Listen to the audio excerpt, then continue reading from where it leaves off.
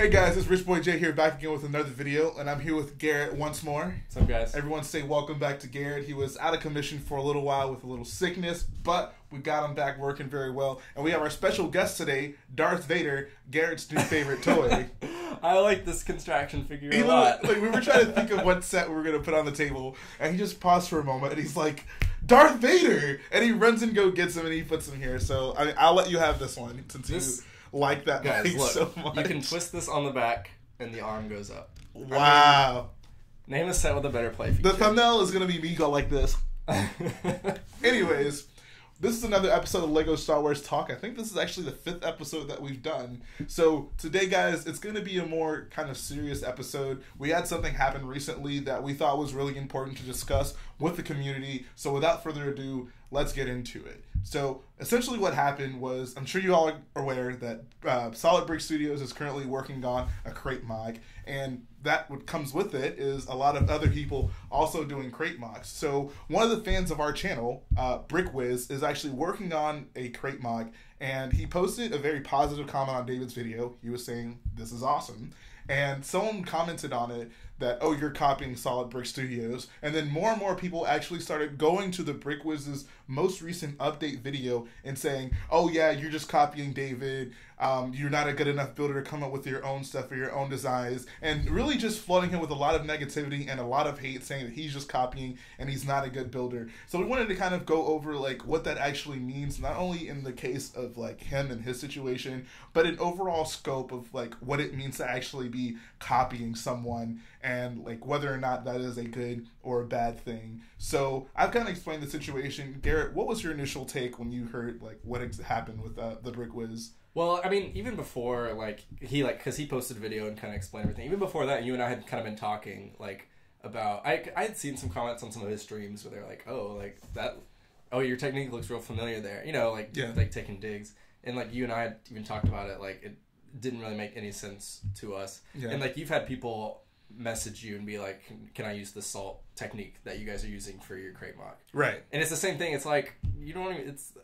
there's no ownership to it. Yeah. So, I don't know. And then when he got all that hate, I was like, I mean, he's a really nice guy. Anyone that tunes into his streams know how positive he is. Look at, like, negative comments, and, like, he just shrugs it off. He's a very positive guy. Right, yeah. So. He definitely reacts to some of that stuff a lot better than I would. Yeah, but, yeah, I don't know, it's ridiculous. Yeah, it really is. I think the first thing we have to kind of flesh out is that just because David is building something and other people decide to build it doesn't automatically make them copiers. I think first, Crait is probably the most relevant Star Wars scene or battle right now because it's the most recent movie that came out. So obviously there's going to be a big wave of people who are making MOCs of it. Second, David is a very influential person. He's the biggest Lego Star Wars builder on YouTube. So he has a lot of exposure. A lot of people are going to see his MOCs, and a lot of people are going to want to build what he's building because he has that kind of influence over the community. That isn't necessarily a bad thing. In fact, I find it quite encouraging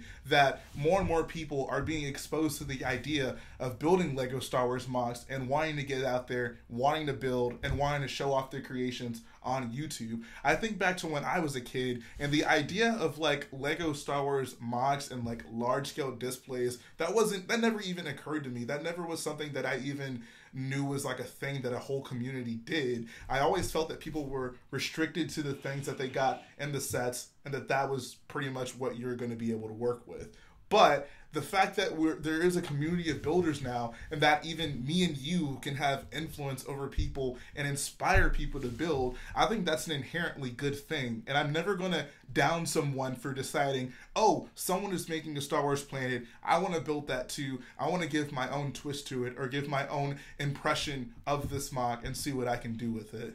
Right. No, I mean, like, imagine if The Empire Strikes Back came out last year, everyone would be doing Hoth MOCs right now. Yeah. It's the cool thing, and it's like, it's new, and so obviously everyone's going to start working on it. It's like with Scarif when Rogue One came out. Right. It's the big set piece battle, and a lot of, especially Star Wars MOC builders, the thing they want to build is a battle scene. Because that's what's fun, you know, you have the ships and minifigures and stuff, like it owes itself really well to Lego MOCs. Right. And yeah, like, I mean, what you said, it's like, Crait being so popular is very apparent why. No one's ripping off anyone by choosing to do Crait. I mean, someone might think to themselves, I might get more exposure by doing Crait because that's what's current. Right. But I don't think there's, like, I can't imagine someone sat there and was like, well, Solid Brick Studios is doing Crait. I'm going to harp on that. Yeah, no. I don't think you would do very well doing that. And then, so, specifically what he got a lot of flack for was the salt design that he decided to implement, which was the snot design that David has been using, and a lot of people have been using that as well. One thing I do want to point out is that, one, David didn't invent that technique. That technique has existed far before, I'm sure, David even started building Lego Star Wars. He maybe was the first exposure that you got to it, but that doesn't necessarily mean that he was the first person who did it. In fact, BrickWiz actually showed a picture on his channel of someone who used the technique with a custom resistance skimmer before The Last Jedi even came out. I remember that. That came out like right after the first trailer for the movie came out. And that was the first time that I had seen it used for Crait, and that gave me an idea like, oh, maybe this is something we can use. It wasn't something that we ended up using, but it was certainly one of our first considerations because it seemed to make the most sense given what we had seen about Crait so far. So I don't think it's fair to be like, just because he used the technique that he's inherently copying David, because the technique in itself isn't something that David created. And I think even if it was something that David created, you can't get mad at someone for using the technique. I feel like... And no one owns a specific technique. Exactly. Like you can be the person to pioneer it. Right. Like, obviously, like, really talented builders that build very complicated, like someone like In There, like, uses techniques that maybe not people haven't used. Right. But he doesn't own those techniques. Exactly. And if you borrowed some of the ideas from that, you're not stealing that technique, you know? Exactly. Yeah. Like, I've had people ask me, oh, like, can I use the salt technique that you came up with? And I'm like, sure. There's no reason you have to ask me for that. I'm not going to try to sue you or something for using that technique. I certainly don't own it. I'm sure someone else has used it for something before. I'm not going to say that, I invented this and anyone who uses it has to give me credit. It's just the technique that I thought was best suited for a MOC, and I ended up using it. And I feel like as a builder, as a community of builders, we should advocate for people coming up with new ideas that we try to circulate and use to inspire people to build. The reason that this is a community, the reason that I have a YouTube channel where I show you guys what we're building, is because I want you to get inspired. I want you to see what I'm doing. I want you to see, and I want to share my ideas with you. If that weren't the case, then I would never show you anything and just keep all of my ideas to myself. Right. And it's like, it goes back to with Solid Brick Studios MOC. Even if someone ends up doing Crait MOC and their idea for using the snot technique came directly from him, there's nothing wrong with that. Like, right. Say he did come up with it and everyone has been using that technique because they saw it there. There's nothing wrong with doing that. Like, I think the first thing that, I mean, I know you and I do it. The first thing when you're working on something new, the first thing you do is go look who else has done it. Right. You want to draw inspiration from that and build off of it if you can. Like, see what they did that you liked, see what they did that you didn't like.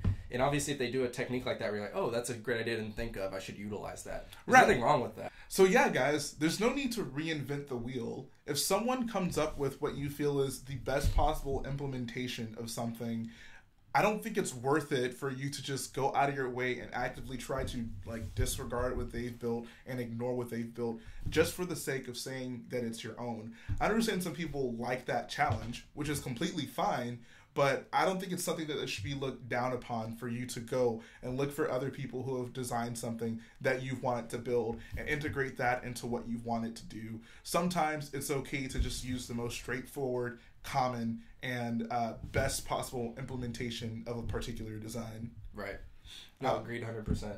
So then let's kind of bring this back with us, because like you mentioned before, we do this type of thing all the time. For example, in our Scarif MOC, while we did design a big portion of it, there was a big Zeta class shuttle that initially we were going to build ourselves. I think that was that would have been quite the thing. We were running so short on time. Oh, could you imagine if we were trying to design that thing? But fortunately, Renegade Clone came up with a very good design for a Zeta class, and one that he released the instructions for. So we just purchased those and built his. I don't think that made our MOC any worse just because we didn't, design every single piece of it. Sometimes when a person builds a beautiful thing, you gotta know to like take advantage of it and use it because it's a good design. Right. Yeah, and I mean like his Zeta class was at the time and still is the best MOC of that out there. Oh yeah. And I think it added to our MOC by having it. And obviously whenever we did videos over Scarif, we obviously would point out like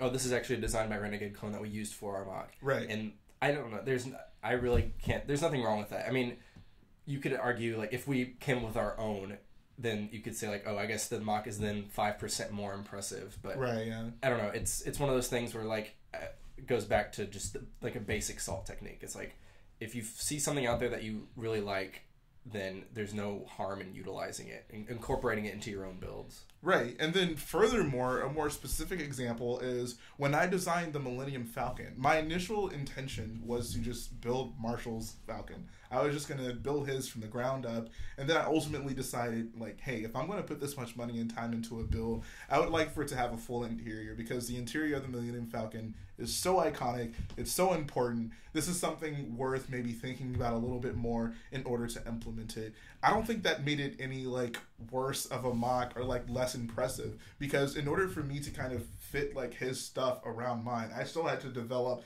the entire frame. I had to make sure it was structurally sound. I had to design the entire interior. His was just kind of like the exterior to it. So while he gave me the, I guess, initial idea or the spark for it, a lot of what went into that was mine, and I think that's fine. Like, I could have went off and tried to design my own Falcon, but I thought that his exterior was so good that it would have been a disservice for me not to use it. It was just that good. Yeah, if you were actively avoiding using his, then it would have not turned out as well, possibly. Exactly. Yeah, it probably would have been less accurate because his build was so accurate. And I think one of the things we were talking about that you mentioned earlier that I wanted to talk about was, like, some people will see like two people build a MOC of the same thing and be like, oh, they turned out similar. One of them must be copying each other.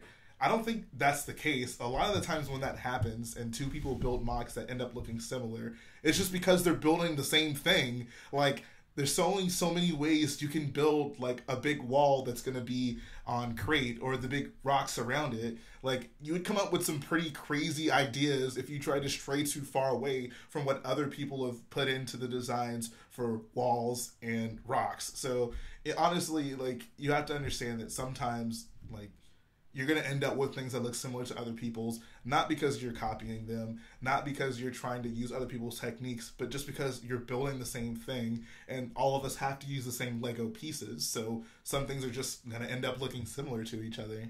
Yeah. I mean, if it's two talented builders trying to make something as screen accurate as possible, obviously they're going to end up looking pretty similar. Oh, yeah. Absolutely. Absolutely. So that's really just kind of our 2 cents on the situation. If there's one thing you can take away from this is it's totally fine for you guys to go out and look for other people's techniques and details and integrate them into what you're building. And also, like, even if, you know, another person came up with something, that doesn't necessarily mean that it's their technique and that they own it. It is just a technique through the medium of Lego that other people should be able to use. That's a benefit to the community, that we're all able to see each other's builds and then gain techniques and knowledge and build upon that and integrate that into our own builds. I can only imagine what some of my builds would look like now if I had never used any technique that I've seen someone else build. Right. It'd be pretty crazy.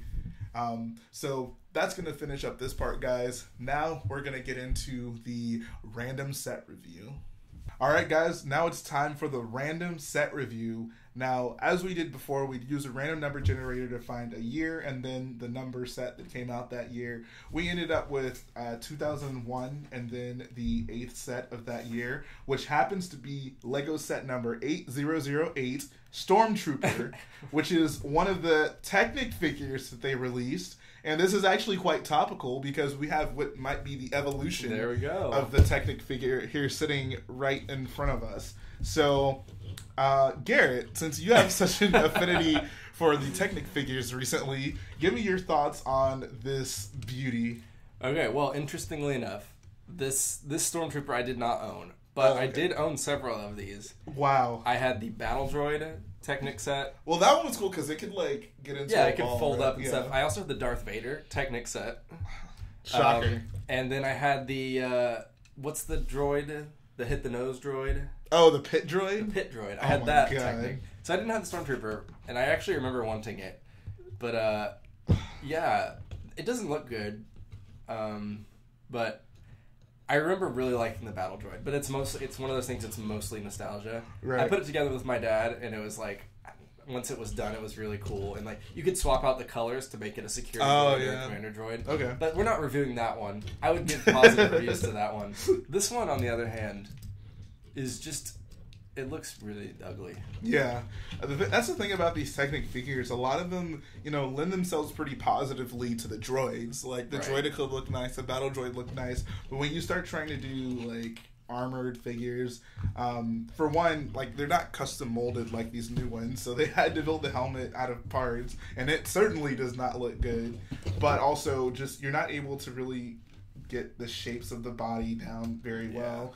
I don't know, even for its time, like back in 2001, I can't imagine I would have wanted this. Like, I don't know, I couldn't see myself playing with this. The minifigures kind of satisfied the Star Wars figure desire in me that I couldn't really see myself being like, oh, I want a big version of a Lego figure. That'd be awesome.